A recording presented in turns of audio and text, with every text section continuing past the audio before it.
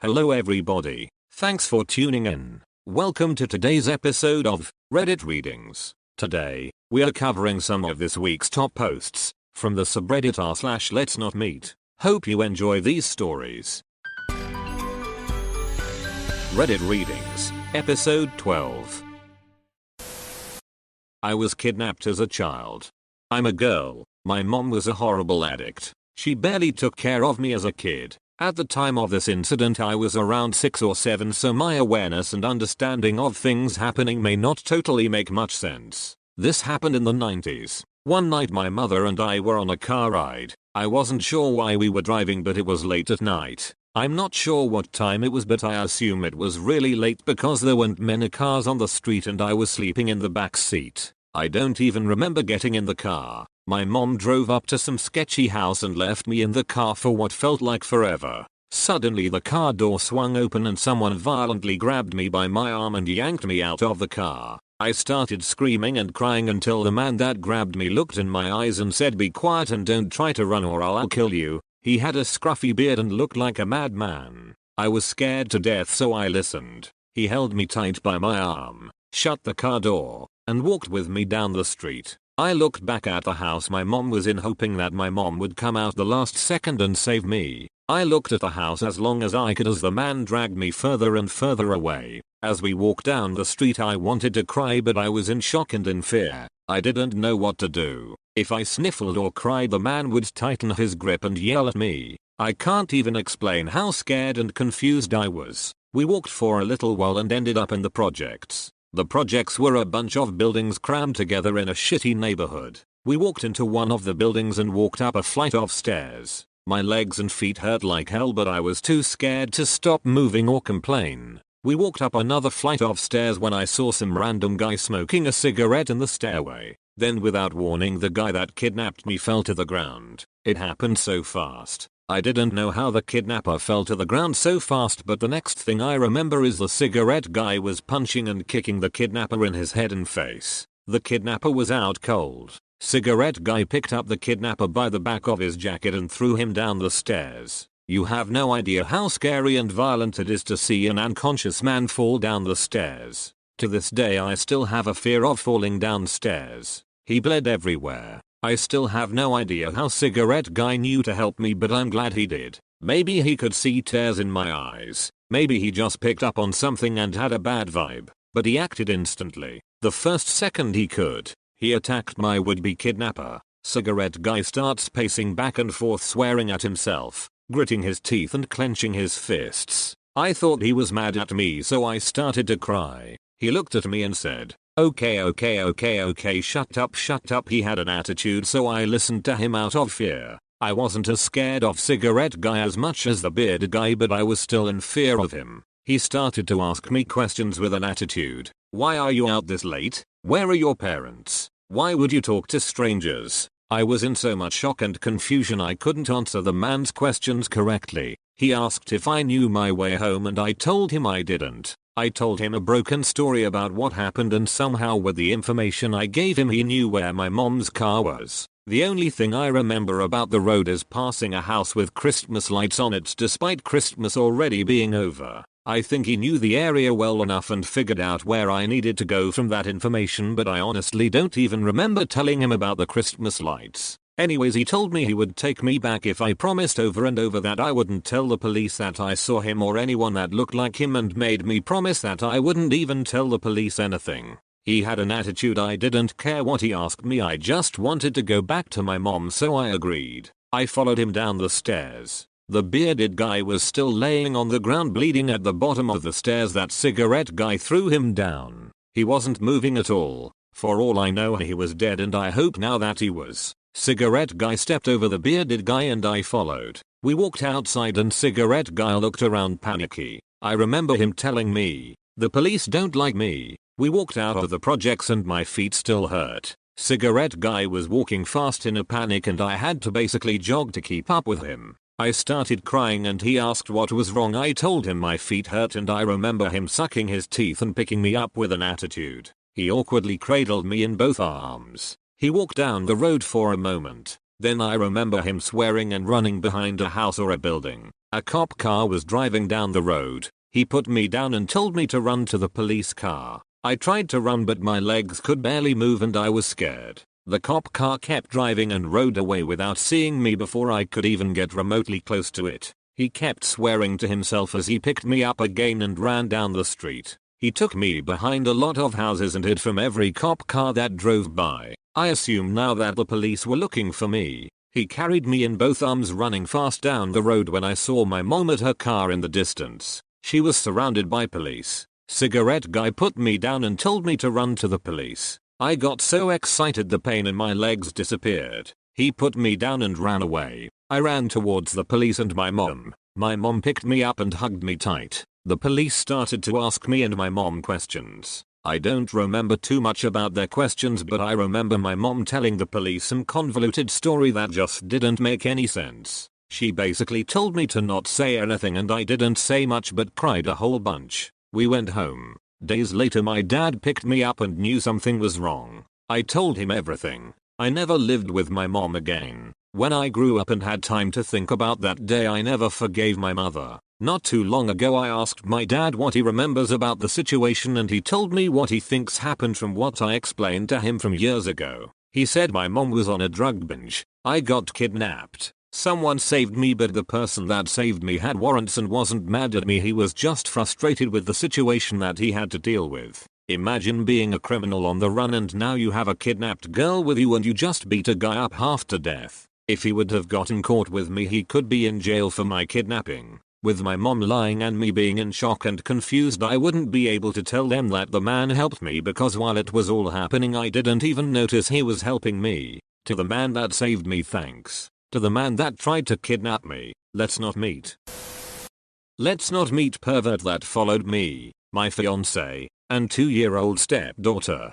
Over the summer me, my fiance, and my stepdaughter, then 2 years old, went on a vacation to Presque Isle. We stayed there throughout the afternoon and decided to get dinner in a nearby town, Erie, Pa. We go there and see a water fountain that kids can play in. We think our kid would like that, so we get food and take her there. Now it was kind of a pretty sketchy area. There were a lot of people that were super ghetto, for example face tattoos and looking pretty high. But there were also kids and it was still a little light out, like 6:37 p.m. Me and my fiance sit down and watch our kid play for a bit. At some points our kid wants me to run in the water with her, so I do. I kind of keep going back and forth between playing with her and keeping my fiance company. After playing with my kid for a while, I come back to my fiance. She looked kind of pale and said, "Go get stepdaughter, we need to leave right now." I didn't know what was going on but go to get stepdaughter. As I was turning to go back and get her, I noticed a group of about 3 really weird guys staring intently at us. When I looked over, one of them stood up a little bit and was giving me a stare.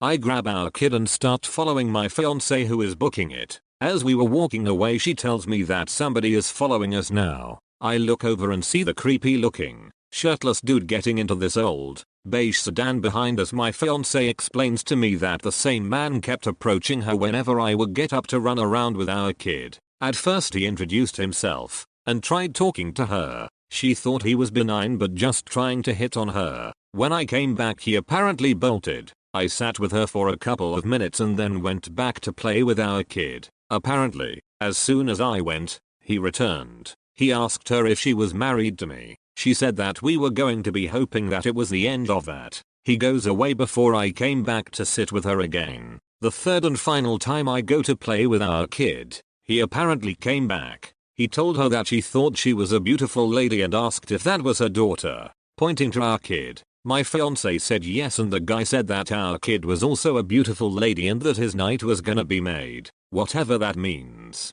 Cue when I come in and we book it. We're walking back to our car, which is kind of far away. Erie in general was pretty abandoned outside of the park, and we notice the car pull out and start driving extremely slowly in a street parallel to us. At this point, I don't think he knew we saw him. My fiance is freaking out, and I tell her to wait near the vestibule of a closed Starbucks, where we weren't in this guy's vision. We stayed there for about 5 minutes and I was watching the roads, not seeing anything. We continue walking but are still on high alert. I find my car parked outside of a McDonald's and we're now power walking to it holding our kiddo. I look behind and lo and behold the same beige car going at 3 miles per hour just barely inches out from the side street so I can see it. As my fiance and kid are getting in, I turn around, stand at the back of the car and shoot this guy the death stare. After looking at his car for about 10 seconds solid, he peels out and speeds off past us, nearly hitting me. Not sure what this guy's problem was, but if you're in Erie, Pa, watch out for some scummy looking man that's about 6 feet tall, very wiry, possibly Hispanic and driving a beige tan car. I assume that he wasn't tailing us for any good reason. Afterwards I bring up the 3 guys that were staring at me. My fiance said that the pervert following us was sitting with them when he wasn't coming over to her and saying creepy shit. All the red flags were there. Honestly, I don't know. Maybe he was trying to be nice, but every red flag was raised and every alarm inside me was going crazy. This happened a few hours ago and I'm safe now. I don't think I have anything to worry about. I'm going to another country to see a band I love. I found a cheap Airbnb online and book it. I was supposed to come in late last night but flight was delayed. Train missed. A nightmare trip overall. I was supposed to get to his place after midnight and he told me that was totally fine. I checked the reviews about him and all of them said that he was a lovely host and really nice. But I noticed that all these reviews had been written within a few weeks. Red flag number 1. Then I missed the final train and was unable to get to the place, so I told him that I couldn't make it but will be there tomorrow. Today, a few hours ago, and he said it was okay. I got to the train station of the city I'm in and I decide to walk because I hadn't that much cash with me. I walk for about 40 minutes and get to a place that could be called rundown at best. I see drug dealers everywhere. You can just tell sometimes. The door, which had the right number on it, was just a white door next to a shop. Red flag 2, 3 and 4. I had never been able to get a hold of him. I had his number but it always went to an answering machine and he didn't answer my texts. I walk into the shop and ask if someone lives there and the guy in this shady ass shop says, "A few. Who are you looking for?" I tell him my host's name and he was playing with his phone in a way that I couldn't see anything of what he was doing, and bing. I get a message from my host. He's almost there. I leave the shop and realize that was red flag 5. Half an hour later, a guy comes up in a car with a girl in the front seat and says, "I'm your host. It's the wrong address on the site. Hop in the back and I'll take you there." Red flag 6. I just said, "You know what? Thank you but I'll find somewhere else," and I walked away. So, red flag experience, and man, let's not meet again. Trapped in the office by my deranged ex-co-worker. First time posting, so play nice. This is 100% true and I've wanted to post it for a while but I was too scared until recently. But now I think I'm safe from what happened. So here we go. Okay, this happened a couple of years ago now, but it's easily the scariest shit I've ever been through. I was doing my second year of my degree, so I worked at a well-known fast food place. I don't want to get sued or whatever, but you all are probably all familiar with it. I was pretty good at my job, not that it was difficult to be bad at it. I started off doing day shifts, which is when most of the staff worked. Places like that are like a revolving door, employment-wise. I worked there for 7 months and I may as well have been a lifer. While working there, I worked for a time alongside a dude called Frank. Frank was older than me. I was 20 at the time. I'd guess he was in his early 30s. He had a pleasantish demeanor most of the time, but dude was as dumb as a pole. He constantly did things wrong and was absolutely frustrating all of the time. More than that though, he was just kind of weird. He just did weird shit that didn't make sense to anyone at all. Because of this, I barely spoke to him unless I absolutely had to, and I wasn't at all bummed out when they decided to fire him. As far as I knew, that would be the last I ever saw of him, and I was pretty indifferent about it, other than the vague relief that I wouldn't have to work with someone incompetent again. A few months went on, and I was eventually moved to the morning shift. We're talking 5 AM to 12 PM. It sucked, but it meant I had afternoons free most of the time, which meant I could get ahead with uni work. I generally only worked weekends, and any weekday that I didn't have university. At the time the story happened, I'd already found a new job, and I was on my final day of working for this fast food place. I actually had my first shift at the new place at 4 PM that day and wasn't planning to work, but my manager begged me to train the new girl, and I agreed. I'd still have a couple of hours to change and nap after my shift, so it was no big deal. The day fell on a Wednesday, which I never usually worked, and I wasn't rotated on to work it. That's important to remember. So I get to the store at 5 AM, start training the new girl as usual. Everything is going pretty chill and as per usual, up until about 7 AM. I look over the counter and see a familiar face. There was a line of customers, but he wasn't standing at it, more next to it. I gave a brief "Hi Frank" and turned back to what I was doing. We weren't friends and had never spoken, and I hadn't seen him in about 6 months, so I didn't want to give him any more of my time. The dude kept lingering there, though. He asked me how I was, and I said fine, and asked him it back. He said he'd found a new job, and I sort of nodded, but I was serving customers and to be honest, I didn't really want to keep up conversation. And then the weird shit really began. He asked me if I wanted to hang out sometime, to which I snorted and said no. The woman I was serving gave an amused smile, which I returned. Frank wasn't sated, though. He asked again, and when I said no, he asked why. I said that I had a partner, and that I was busy, so no. He asked what I was busy with. I said I was going to my hometown, which was true. I was going to do that after my shift at my new place to see my mom. He asked what was there, and why I was going. Frustrated, I told him that I was busy, and that I needed to get back to work. It's been a couple of years, and honestly it was fucking traumatic, so I don't remember fully what happened next. What I do remember is that suddenly, this guy was acting fucking weird. He was staring at me with wide eyes, like he didn't know what was going on. He walked around to the employee door and tried to go in, at which point I ran over and held my hands up to him, not touching him, pointedly not touching him. I told him he couldn't come back there, and that he had to leave. The dude is sweating by now, and staring at me. He sort of mumbles something, sounding like he's agreeing with me, and even steps back a little. I tell him that he has to leave, that he has to go. One of the other customers sees us and says firmly, "Are you leaving, mate?" To which Frank nods, but makes no move to actually go. He's just standing there, shaking. The problem with working in shitty places is that nothing works, so the employee door didn't lock. I closed the door anyway, and moved back so I was on the stairs up to the office, so I could see the CCTV feed. I look at the feed from the one pointed at the employee door, and see that he's just standing there at the door, unmoving. Meanwhile, the new girl is still serving customers by the way. I'm scared as fuck so I text my manager, who tells me she's on her way in anyway, and just to hold tight. He's still standing there, so I ask her if it's okay if I head up to the office, which she says is fine. It's not too busy, and honestly I wouldn't care if it was, so I head upstairs to the office. Just as I get there, I hear the voice of the new girl shouting, "Wait, stop, you can't go up there," and holy fucking shit. I turn around and see Frank, dazed out of his fucking mind, coming up the stairs towards me. His eyes are wild and he looks out of it. Once again I hold up my hands and tell him to leave, but this time he seems completely incapable of listening.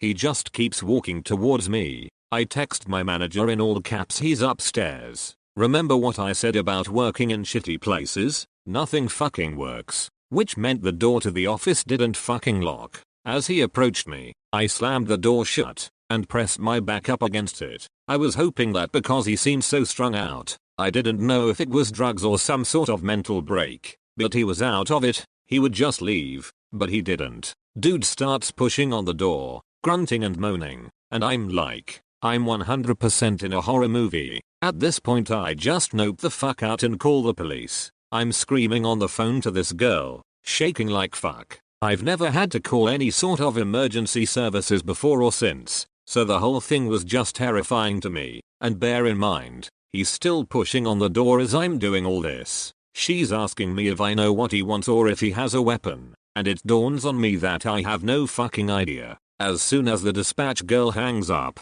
I hear my manager's voice talking very firmly and sternly to Frank. From what I can tell, he sounds like he's sort of responding to her. I call that I've called the police, but I don't move from the door. I hear the police soon enough, and they convince him to come downstairs. As he's going, he asks softly, "Can she come?" At which point I scream what the fuck, because that was the last fucking straw. Soon enough, a police officer knocks on the door and tells me they've taken him outside. He comes in and takes my statement, yada yada. He tells me that all they could do is let him go, since he didn't break the law. They said he didn't seem to be on drugs either. I'm scared shitless, but I'm sort of just glad he's gone. You'd think that's where the ordeal ends, but apparently Frank had a little prequel in mind for me. After this whole thing, I grabbed my phone to text my partner, and I notice I've got a new email. I check it, and it's from about 6:30 that morning. From Frank.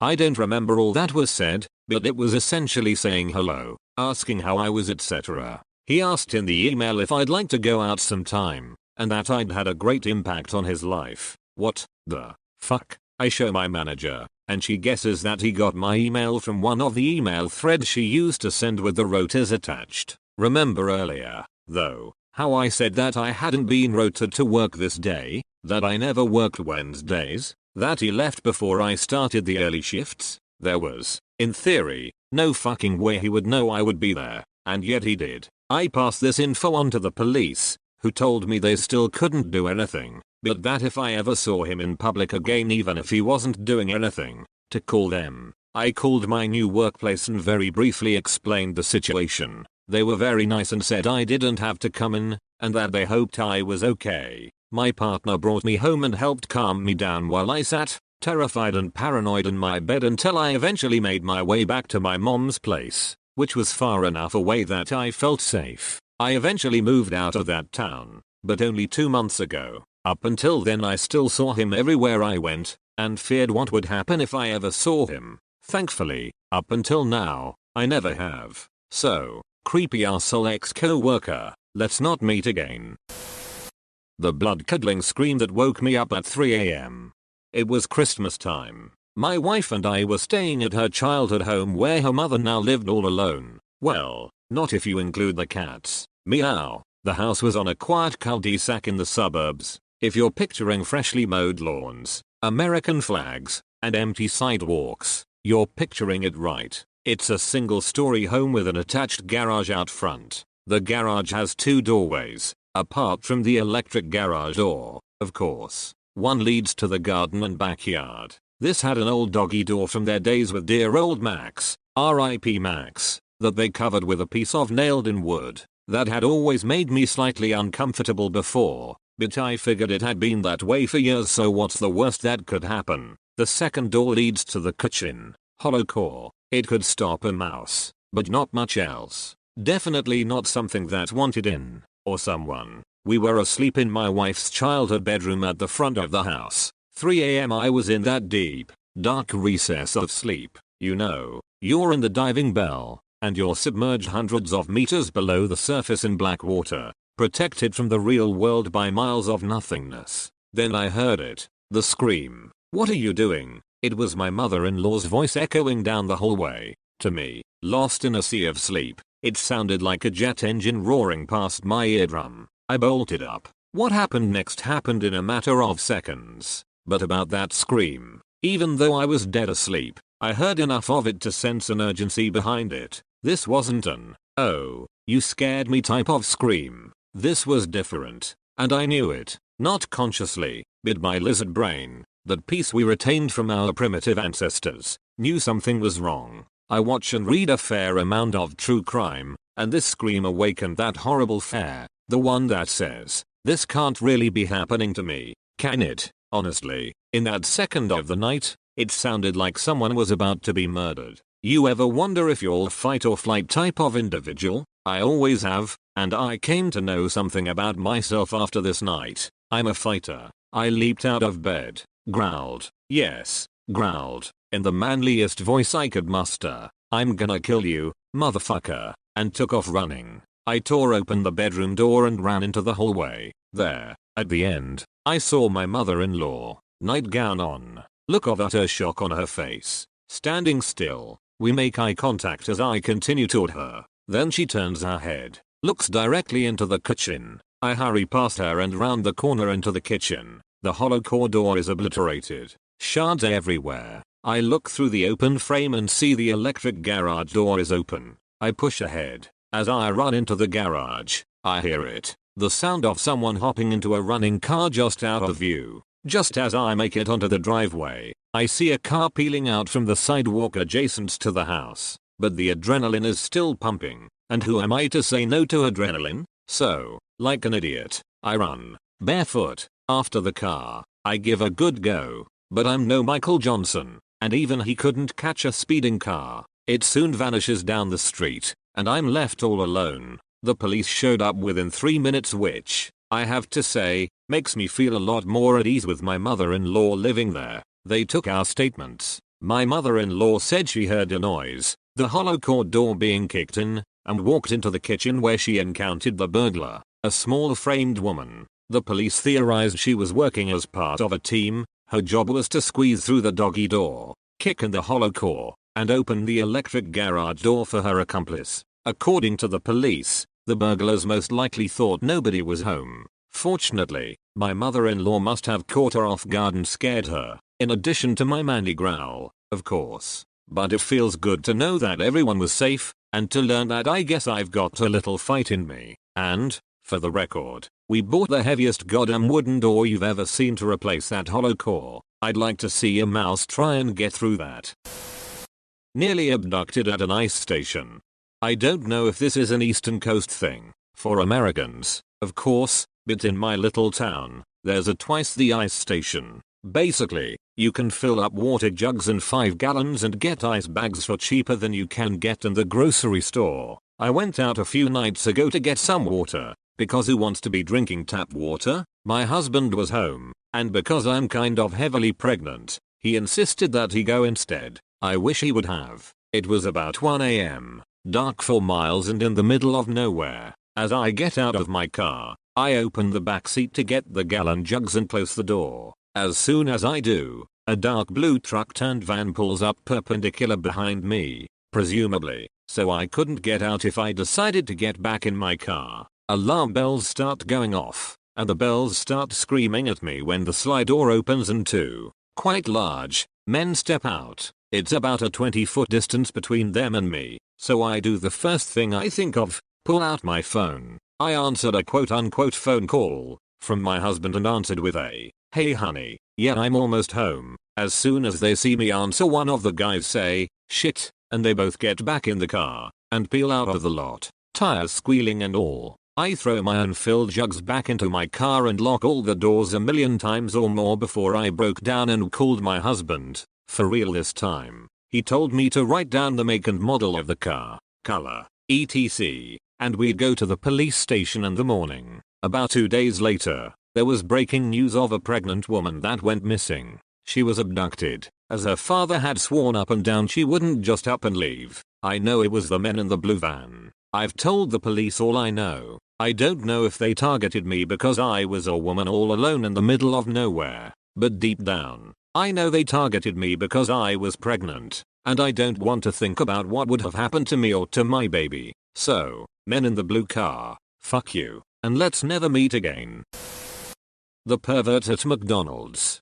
When I was in 5th grade, I recall going to McDonald's with my 2 twin friends and their mother. We were all standing in line, waiting to order. I was leaning on the wall behind me and looking around. This is when the altercation occurred. An old man was sitting at some sort of counter table thing close to the registers. I don't remember what he was doing, but I recall his pen dropping. He seemed to notice it, but as I stated before, he was old, so he had a hard time leaning down. Being the sweet little 10-year-old that I was, I did a small jog over to him, bent over, and picked up the pen. As I did, he smiled at me and said, "Good thing my zipper wasn't down."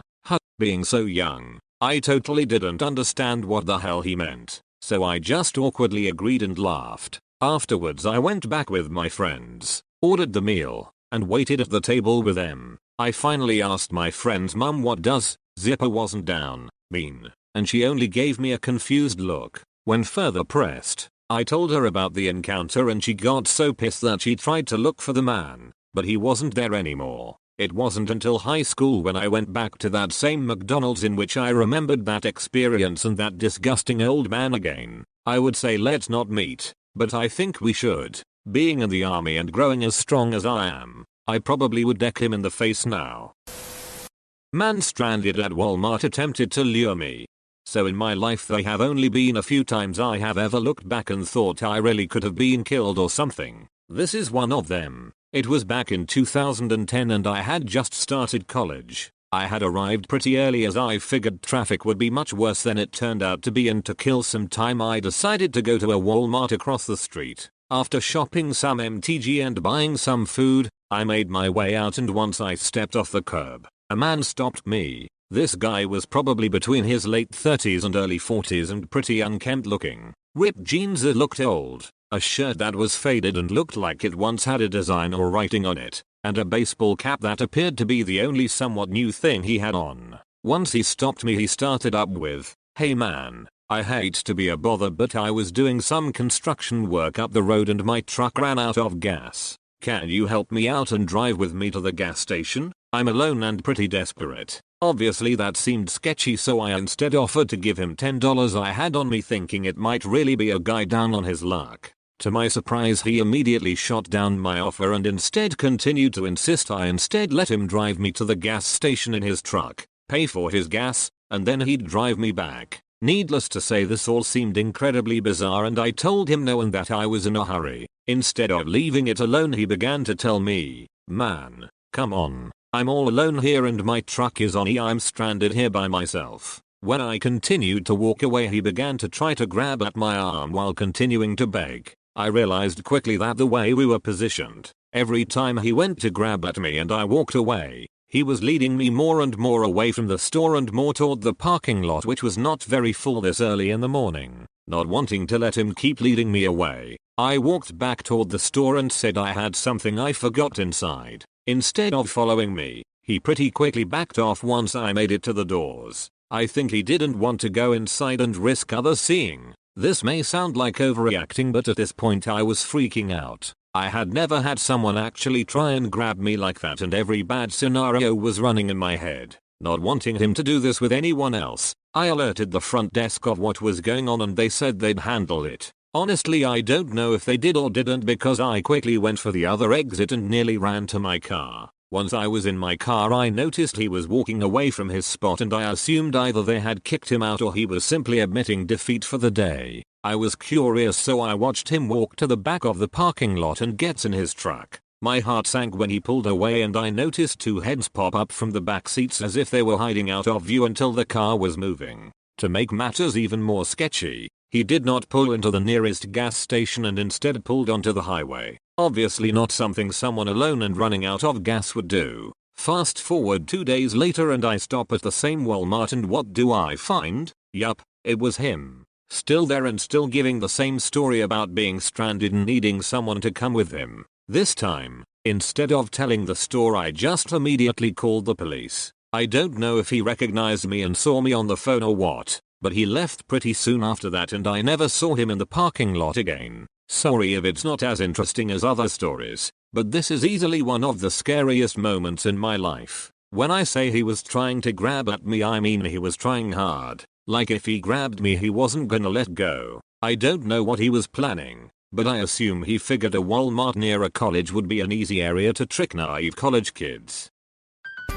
Thank you for listening to Reddit Readings episode 12, and if you enjoyed it, you can subscribe and leave a rating.